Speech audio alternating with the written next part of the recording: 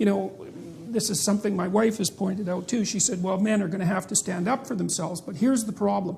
I know how to stand up to a man who's unfairly trespassing against me. And the reason I know that is because the parameters for my resistance are quite well defined, which is we talk, we argue, we push, and then it becomes physical. Right? Like if we move beyond the boundaries of civil discourse, we know what the next step is. Okay, because if the man is offensive enough and crazy enough, the reaction becomes physical right away, or at least the threat is there. And when men are talking to each other in any serious manner, that underlying threat of physicality is always there, especially if it's a real conversation, and it keeps the thing civilized to some degree. If you're talking to a man who wouldn't fight with you under any circumstances whatsoever, then you're talking to someone to whom you have absolutely no respect. It's impossible to respect yourself until you grow teeth. And if you grow teeth, then you realize that you're somewhat dangerous, or maybe somewhat seriously dangerous, and then you might be more willing to demand that you treat yourself with respect and other people do the same thing.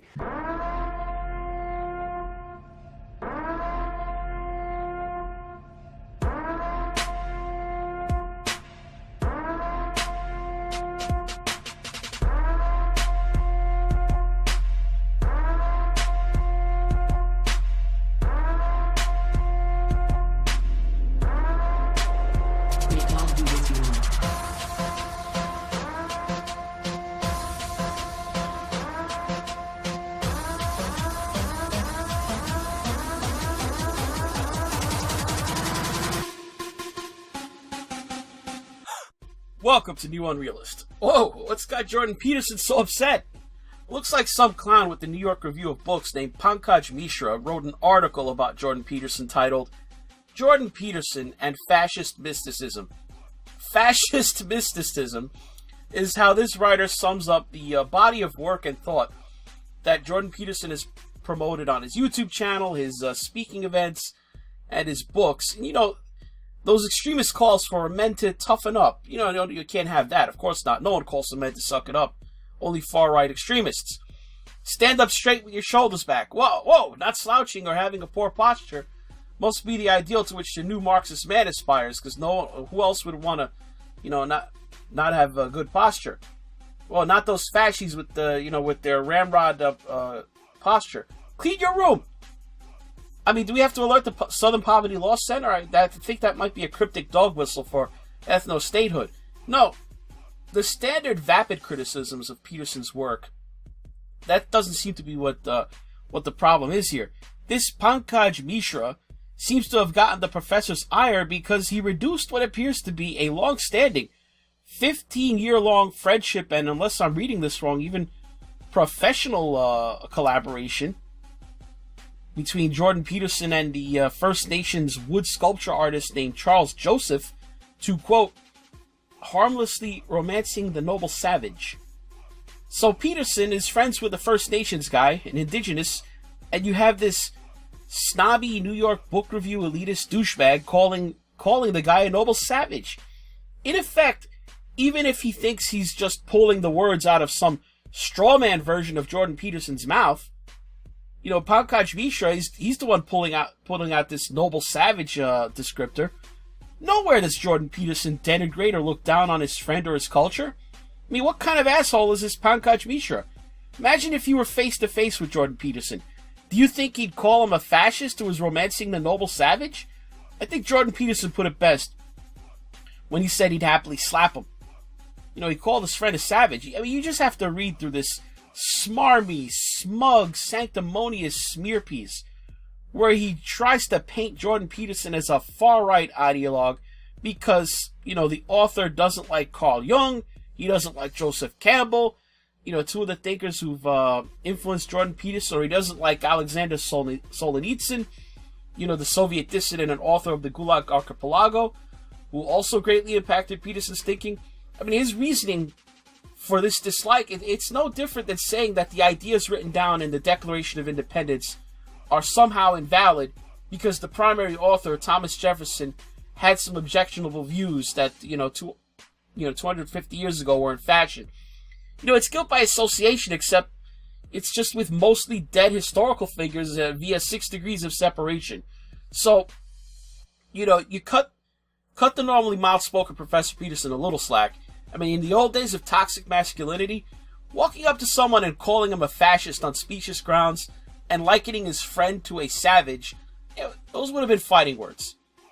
You know, like Alexander Hamilton, Aaron Burr, I demand satisfaction, sir, or apologize or I shall challenge you to a duel. That type of stuff. Let's see if anything further develops out of this. That's all for this New World Realist. Like the video, comment, subscribe to the channel if you want to help it out. Thanks for watching. We're not training you to fight. We're training you to be peaceful and awake and avoid fights. But if you happen to have to get in one, and I guess the philosophy also is that if you're competent at fighting, that actually decreases the probability that you're going to have to fight, because when someone pushes you, you'll be able to respond with confidence, and with any luck, and this is certainly the case with bullies, with any luck, a reasonable show of confidence, which is very much equivalent to a show of dominance, is going to be enough to make the bully back off. Dr. Peterson, Professor Party, thank you both for being here today. I'm a political scientist. What I've studied is totalitarian regimes. I'm sorry, I'm going to move this a little bit. I feel weird. Totalitarian regimes I've studied, I've tried to look at the Iranian Revolution and the Islamic Republic in Iran, and I've argued how the Shia Islam that is taught in the Islamic Republic is very close to a totalitarian regime. But now I live in a country where my ideas are considered controversial. If you believe in God, if you believe in family, if you believe in having responsibility and traditional values, I feel ostracized by the community here. I came from UFC, University of Calgary. Over there, I didn't feel this way. There it was more welcoming. Here, I feel marginalized, and I do feel alone. And when I see this, it disgusts me that here they can do this, but I couldn't go to their events and do anything. I'd have to shut up. There'd be a disciplinary committee for me, but for them, they can break windows to God knows how old this building is, and it's okay for them to do that. So my question to you is now, being here, experiencing this, I'm starting to second guess that maybe the totalitarian Islamic regime that I was so, talking about and critical of back in Iran isn't so bad when I have a choice between having to be here and be oppressed and be there and at least have my ideas be okay with the regime. So my argument is, if this free speech and the arguments you guys are making here doesn't work, would that not be the next step for people to go towards totalitarianism? If dialogue fails, then isn't force of arms the only thing left? How can people compromise when they don't want to talk, when they want to yell? Thank you.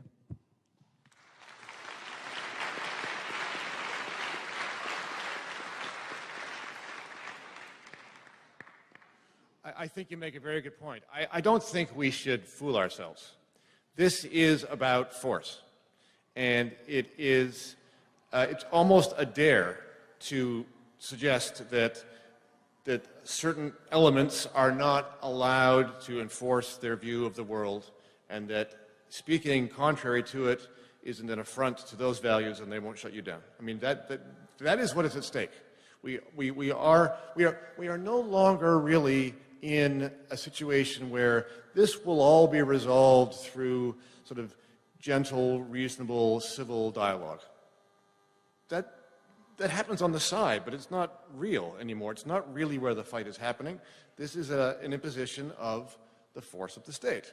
And it is skewed. It is skewed a certain way, and we are getting to the point where a certain kind of language, a certain kind of dialogue is approved and all right, and a certain kind is not. And that is the campaign that is going on, that this is all part of. And I have to say that your presence here and your endorsement of this kind of event is the kind of thing that has the major pushback to that trend. But the trend is continuing, and is a very dangerous one.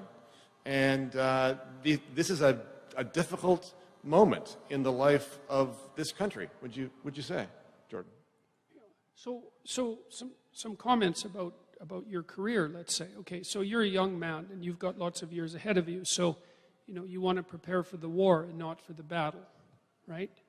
Okay, because there's going to be many battles for you personally and perhaps politically and all of that. And so you want to make yourself as articulate and educated as you can, and you want to have patience. I would say that there's no cause for despair. You know, I believe that the people who are attempting to radicalize our society and to transform it into a battleground of identity politics are in a distinct minority. And I think that there's no reason to assume that we can't push the devil back into the bottle, so to speak, to push the genie back into the bottle. And so don't despair.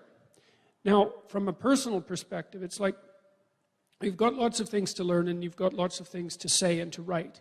And you're going to find now and then that you're imposed upon in a manner that you don't find tolerable, right? You think, I can't live like this, right? It's going to distress you. And well, then you've come across your moral conundrum, right? It's specific to you. And then that's when you have to grow up and think strategically. It's like you decide, are you willing to live under those conditions? If you're not, then you develop a strategy. It's like, okay, I'm going to fight this. I'm going to fight it carefully, intelligently, thoughtfully, on multiple fronts, and I'm not going to back down. Now, you don't make that decision lightly. You know, most things you should let blow by you because there's not that much of you and there's lots of things. But now and then you'll find a stumbling block that you can't get over because it hurts you. Like it damages your soul. That's the right way to think about it.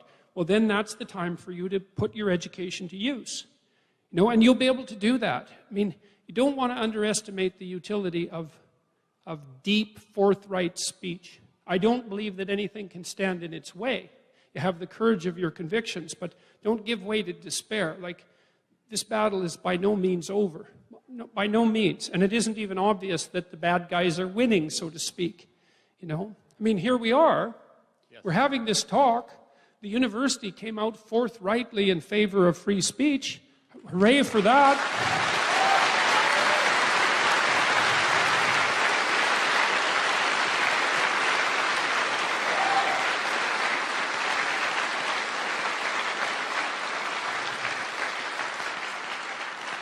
You know, and so far, all the questions today have been thoughtful and intelligent. You seem like informed people.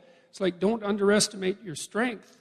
And McMaster just published a set of guidelines governing this sort of behavior so that it will no longer be acceptable to disrupt perfectly reasonable proceedings on university campuses.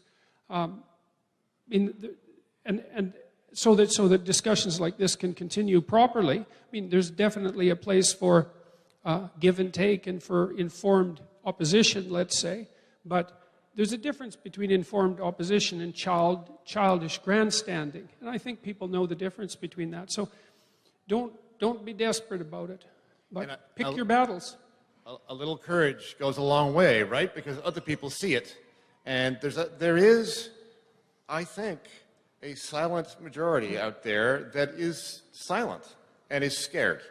But if they see courage from somebody, they respond to it well. I think you described lawyers in a way that appealed to me once. He said, I know that's rare, but you said, lawyers, I think these are the words, you said, lawyers are difficult and emotionally stable. And it's the combination of those two things, the willingness to be difficult, but not to be emotional about it. Don't wed your emotions to the fight.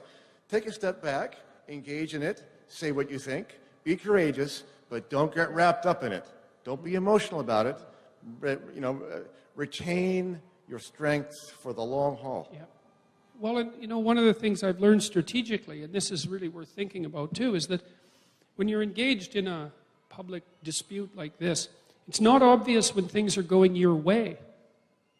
You think, well, this protest is not such a good thing. It's like, I wouldn't be so sure about that. What's happened to me in the last 18 months is that virtually every time that I've been attacked, and some of the attacks have been quite, well, I wouldn't say brutal because we haven't got to that, thank God, but they've certainly been, they've taken me aback. It's not a straightforward thing to be in a hall with, and this happened at McMaster, with 100 people yelling at you and blaring air horns and all of that. But that wasn't a bad thing, as it turned out, because it was filmed and it was put on YouTube. And it was terrible for the people who protested. It wasn't good.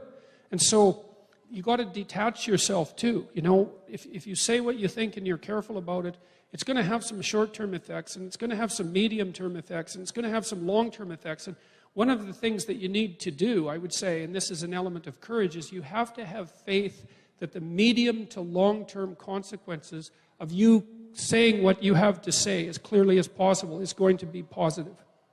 And you have to act on that supposition. You don't know, right? You can't know. That's the existential leap of faith. Is you can't know, but you act anyway. And my experience has been that you don't want to make judgment too quickly, because it's not always clear when things are going your way.